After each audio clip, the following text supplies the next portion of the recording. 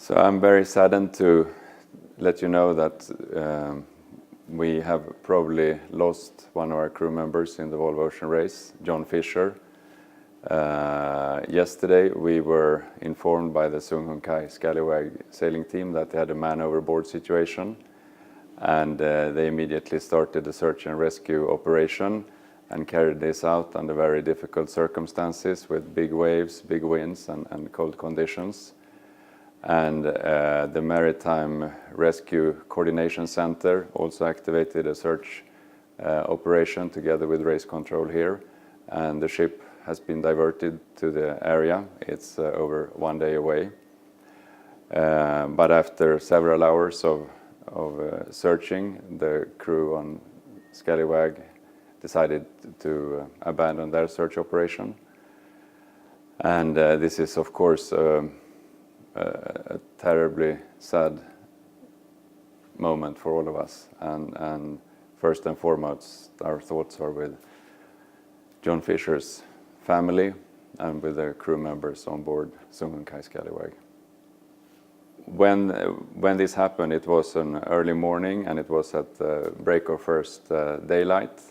And what we have understood is that John Fisher, he was on watch and he was wearing all his security and safety equipment.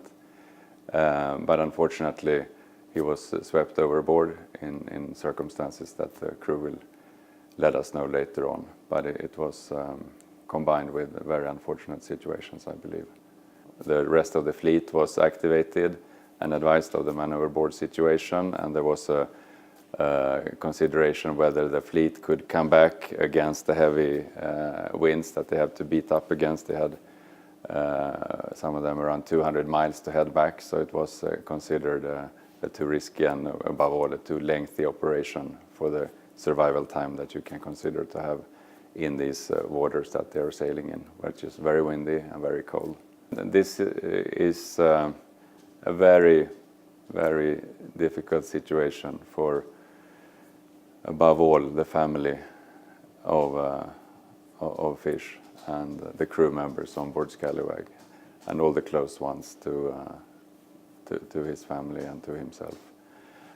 And to the whole Volvo Ocean Race family, it makes us all shiver, because this is something we are aware of, that this is a risk, and being swept overboard in the Southern Ocean, we know is a very, very dangerous incident if that happens.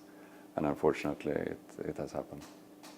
But our thoughts are now completely focusing on supporting both what's the ongoing operations of the MRCC for the ongoing search and rescue, but very much so our focus is on his family.